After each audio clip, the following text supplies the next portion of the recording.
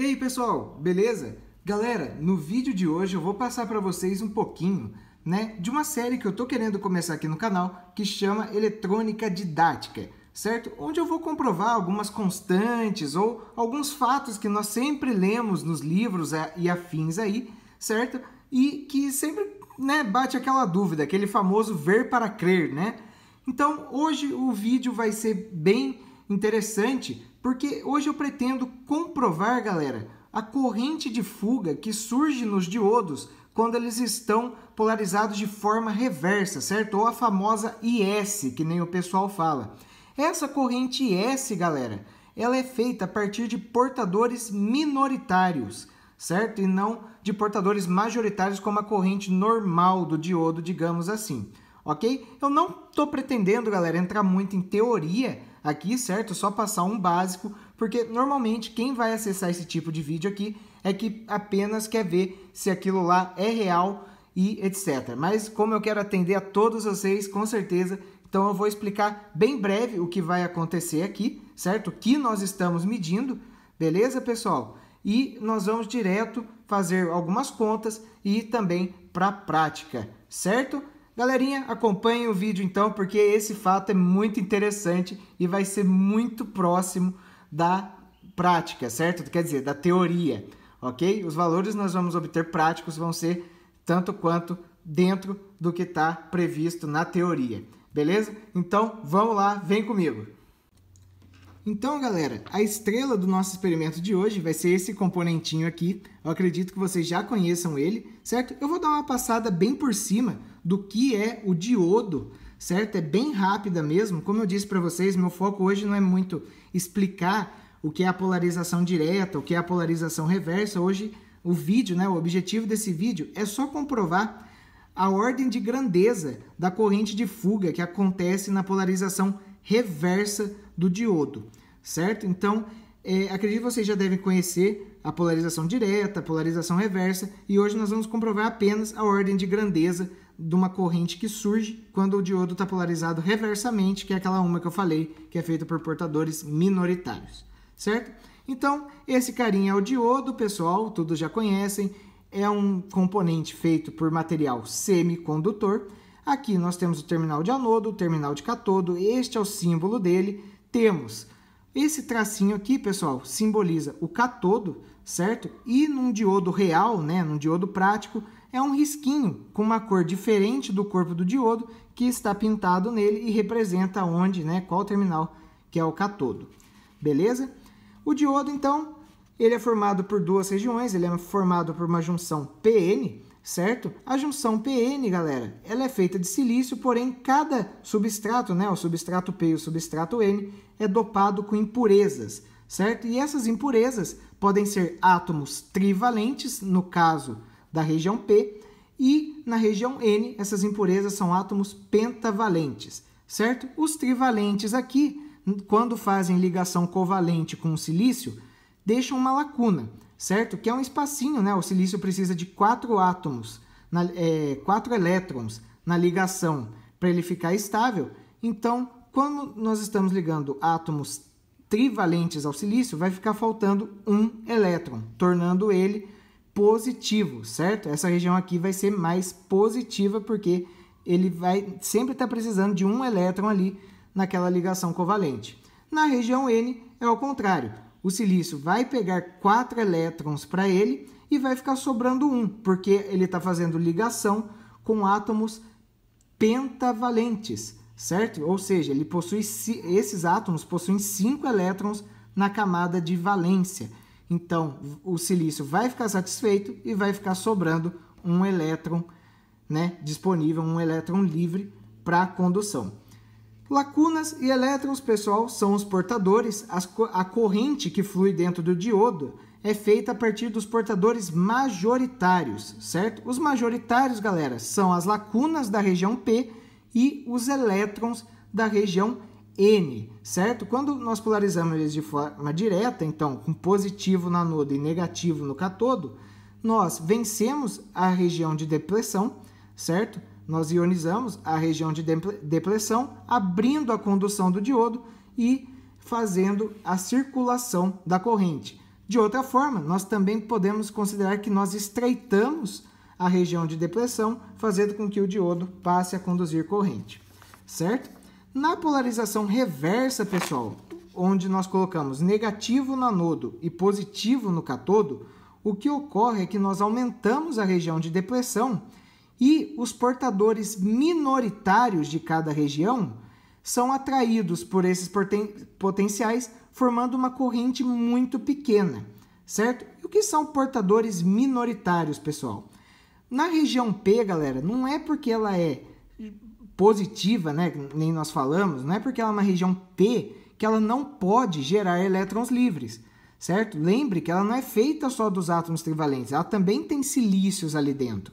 É proporcional, tem uma proporção essa mistura, essa dopagem. Então, quando é a região P, ela recebe energia externa, o que seria isso? Um potencial elétrico suficiente para ionizar a camada de valência, ou calor, luz e etc., ela vai acabar liberando portadores do tipo elétron, certo? Então, na região P, esses elétrons são os portadores minoritários, certo? E na região N, pessoal, é ao contrário, as lacunas são os portadores minoritários. Não é porque é uma região N que a partir de energia, estímulo externo, que ela não pode gerar portadores minoritários de outro tipo, certo? Então veja que as lacunas aqui são os minoritários da região N. E por que minoritários, galera? Porque são gerados de quantias ínfimas, certo? Quantias muito pequenas. Vão ter muito mais elétrons livres na região N do que lacunas geradas de forma espontânea, certo? E o que acontece aqui então, o que é essa corrente minoritária que nós falamos, essa corrente S formada por portadores minoritários, como ela ocorre? Imagine então que nós temos o negativo no anodo, certo? O positivo no catodo, polarização reversa. E olha só o que acontece, galera. Esses elétrons que estão aqui do lado, eles vão se sentir atraídos por esse potencial positivo que está aqui desse lado, certo? Só que o que acontece? Esse potencial positivo, ele vai deslocar alguns elétrons aqui da nossa região de depressão, que estão mais suscetíveis, certo? Que eles não estão fortemente ligados. Eles vão se deslocar e vão vir para cá. Aí esse elétron que está aqui, ele vem, pula para cá, pula para essa lacuna e vem para cá, certo? Ele meio que vai pulando e vai formar um fluxo de corrente, certo? Desse jeito aqui, que é feito pelos portadores minoritários. Eles vão se sentir atraídos aqui dessa região P, esses elétrons livres vão se sentir atraídos pelo potencial positivo que está aqui, vão dar um jeito deles lá de ionizar a região de depressão, certo? Atravessar essa região de depressão e chegar do outro lado. Porém, pessoal, vejam, é muito pouco. Tem muito pouco elétron aqui desse lado formando corrente. E aqui tem muito pouca lacuna também, para que eles possam se transportar até esse lado. Então, essa corrente é muito pequena se comparada à formada pelos portadores majoritários, certo? Que é na polarização direta. Então, nós vamos determinar, pessoal, a ordem de grandeza dessa corrente, que nos livros teóricos, certo? Nos livros teóricos, é da ordem de 10 a menos 8 até 10 a menos 15 amperes, certo? Então, nós vamos calcular, ver algumas coisas, para nós não interessa muito o valor significativo, e sim a ordem de grandeza que nós vamos obter na prática dessa corrente, beleza? Então, pessoal, o circuito que nós vamos montar está aqui, certo? Temos aqui uma fonte de 9 volts, um resistor de 1 kΩ e um diodo 1N4148. Para encontrar o valor de S, pessoal, não é muito difícil você conseguir medir ele com equipamentos convencionais. Como eu disse, é uma ordem de grandeza muito pequena. Então, a partir da equação da curva direta do diodo, certo? Da corrente aqui do diodo, da curva direta, né? Que expressa como se comporta a corrente do diodo, veja que o IS aparece, o módulo de IS aparece aqui. Então, nós conseguimos estimar, a partir de valores práticos que nós vamos obter, quanto vale esse IS a partir da reorganização, pessoal, dessa equação. Então, isolando o IS, nós chegamos nisso aqui, ó, ID, que é a corrente que está passando nesse circuito aqui, certo? Essa corrente que vai aqui do 9 volts até o terra, que está passando por tudo aqui, dividido por esses termos aqui, ok? Eu vou explicar bem rapidinho o que é cada um. E é a constante de Euler, certo? Então, teremos E elevado a VD, que é a tensão do diodo, a tensão que está aqui em cima do diodo, certo? Entre o diodo e o terra. Nós temos o N, que é o fator de idealidade. Fator de idealidade, pessoal, vem da construção da peça, certo? Para componentes discretos, como um diodinho separado assim, nós consideramos o pior caso, entre aspas, que é o N igual a 1, certo? Isso vem da pastilha de silício que o componente é feito, como ele é cortado e etc. E para quando nós temos circuitos integrados, né, que é tudo numa mesma pastilha, é outro processo de produção, etc., nós utilizamos aqui o N igual a 2. Mas para o nosso caso, um componente discreto, tal, vamos considerar o N igual a 1, certo? Que já vai dar para ter uma boa noção da ordem de grandeza que nós vamos estar medindo. VT, pessoal, é uma tensão térmica. A tensão térmica, pessoal, ela realiza meio que uma ligação entre aquele fato que eu falei para vocês, dos portadores serem gerados de forma espontânea a partir de energia externa.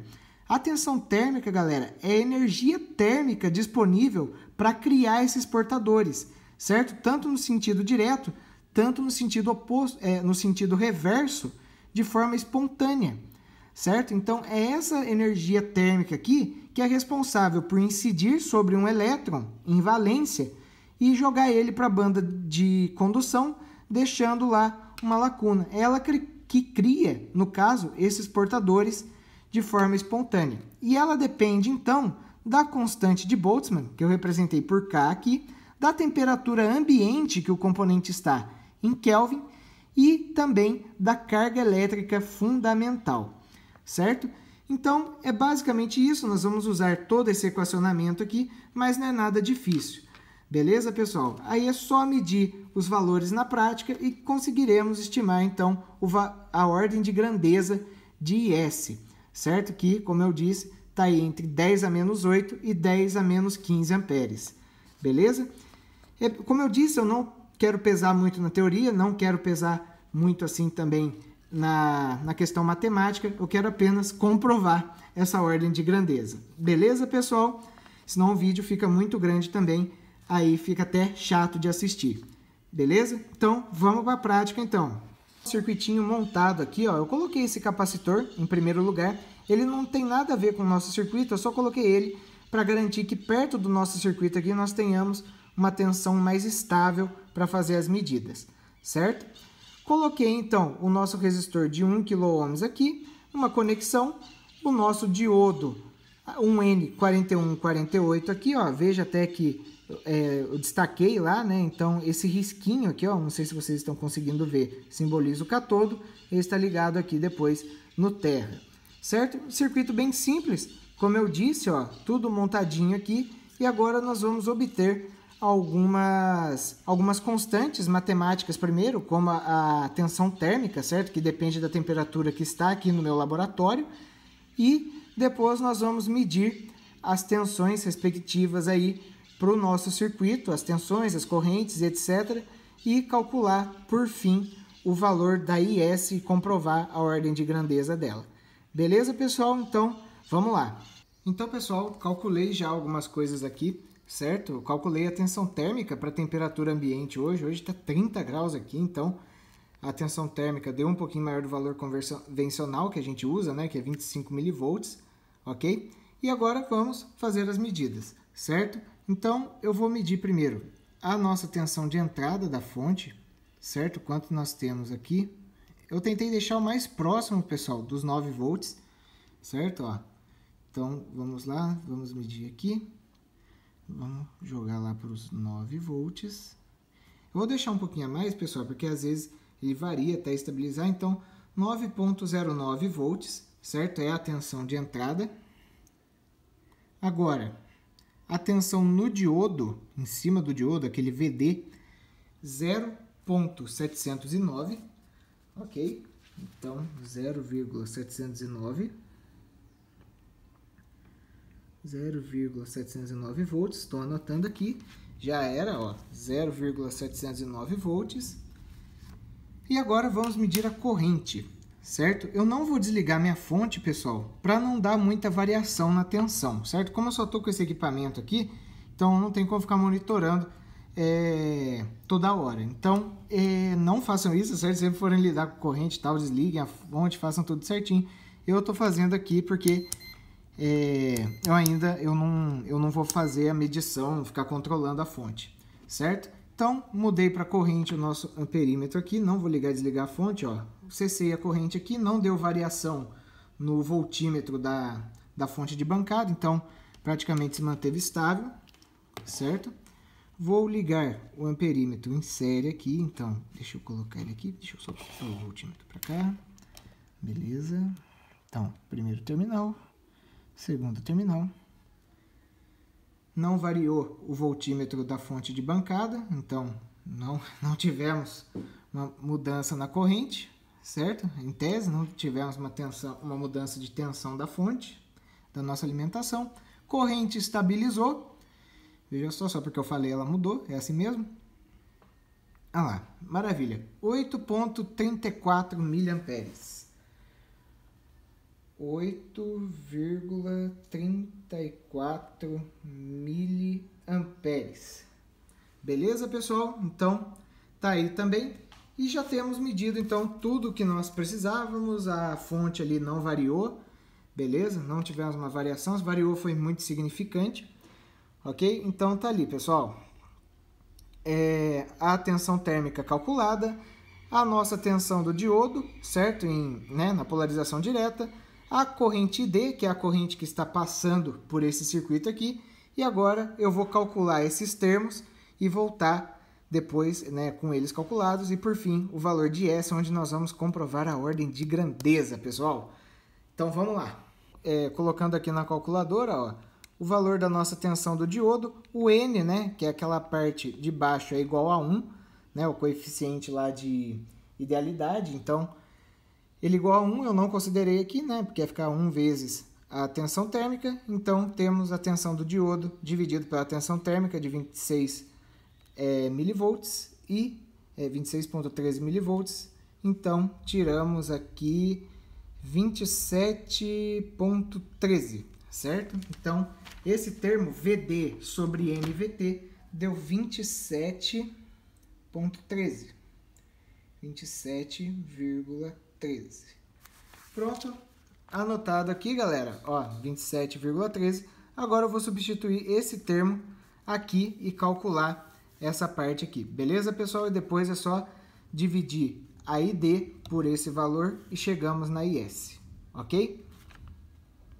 Então, pessoal, fazendo aqui E elevado a 27,13, vai resultar esse número gigante, veja a ordem de grandeza dele, certo? 10 elevado à 11ª potência, ok? E tudo isso menos 1, Menos 1. Não vai mudar relativamente nada. Então, temos esse valor aqui. Beleza, pessoal? Vou anotar ele aqui e já vou calcular a IS, beleza? Legal? Anotei o valor aqui, 6,06 elevado a 11, fiz um arredondamento, certo? E agora é dividir ID, que é esse valor, por esse valor aqui, ok? Então, vamos lá, eu vou deixar a folhinha aqui de lado e vou consultando. Vou apagar esse valor. Então, a nossa corrente D foi de 8,34 miliamperes, eu gosto de pôr entre parênteses, 8,34 miliamperes, beleza? Dividido por 6,06 expo 11, certo? 11ª potência. Legal, só conferindo aqui. Beleza, certinho, os prefixos normais e tcharam, calculada a IS, pessoal. Lembra da ordem de grandeza? De 10 a menos 8 até 10 a menos 15? Olha só o que apareceu. 10 na menos 14. Então, tá comprovado, galera. Essa é a corrente S que temos, que calculamos para essas condições que o nosso circuito está montado e comprovado. Ela é pequena mesmo, certo? Da ordem de 10, nesse caso aqui, 10 a menos 14 amperes. Beleza, pessoal? Com esses componentes, com essa temperatura ambiente, etc, etc, etc, medimos essa ordem de grandeza aqui. Tá vendo, galera? Então, sim, bate com a teoria, tá aí, né? Famoso ver para crer, então pode acreditar que é isso mesmo. Beleza, pessoal? Vou anotar o valor dela aqui. Veja só, 1.37, 1.38, ok? 1.38 vezes 10 na menos 14 amperes, pessoal. Olha que bacana. Olha lá. Aproximadamente 1,38 vezes 10 a menos 14 amperes. E tá aí, galera. Comprovado. Espero que vocês tenham gostado do vídeo, certo? Como eu disse, o intuito desses vídeos que eu tô querendo trazer é só comprovar esses fatos, né? Comprovar esses fatos a partir de alguns experimentos. Vocês viram que eu não quis pesar muito na explicação teórica, né? Assim, do diodo propriamente, eu só peguei mais a explicação do que seria a IS, certo? Como que a IS ela se forma. E também não quis pesar muito na matemática, tanto que eu não entrei muito nos termos, na análise dimensional e etc. Mas está aí, galera. Comprovado. Olha só a ordem de grandeza da IS que nós medimos, de 10 a menos 14 amperes. Beleza, galera? Então, viram? Circuito simples, tudo montadinho aqui, muito capricho, muito amor e carinho para vocês. Beleza? Pessoal, peço para que, se vocês não forem inscritos, que se inscrevam no nosso canal, deixa seu like aí, compartilha com seus amigos esses vídeos, né, de curiosidade também. Isso aqui é uma coisa muito curiosa, né, que a gente só fica na teoria, então, será, né, é o ver para crer, repetindo, né, novamente. E é isso, galera, agradeço a visualização de vocês, like pra gente aí, para dar aquela impulsionada no canal, fechou? E não esqueçam de seguir nossa página do Instagram, pessoal. Mesmo nome do canal, beleza? Sigam lá, tô sempre atualizando, colocando dicas, colocando alguns reels explicando alguns conceitos e etc. E sempre as atualizações eu mando por lá. Certinho? Então, fiquem por dentro. Valeu, galera! Acharam que eu tinha ido embora, né, pessoal? Galera, vou trazer só mais um bônus aqui para vocês, comprovando como que a temperatura faz variar a condução de corrente, certo? Então eu estou medindo a corrente que está passando no meu circuito, veja que ela estabilizou, eu vou aproximar o ferro de solda do nosso diodo, certo? E vocês vão ver que começa a alterar, ó. Tá vendo? Não estou encostando nele, mas tem alteração, ó. Então olha como que a temperatura influencia, certo? Se eu tirar ele, ó, vai normalizar novamente, certo? Então, colocando ele próximo aqui de novo, vocês vão ver que vai começar a aparecer uma alteraçãozinha, certo? Olha lá. Se eu não encostei nele, né? Olha lá. Não é muito perceptível, né, pessoal? Que eu não estou tendo um contato perfeito ali, mas vocês viram que no começo deu uma alteração. Eu vou esfriar ele, ó. Deixar ele voltar à temperatura ambiente. Certo? Vocês vão ver que começa a corrente a diminuir novamente.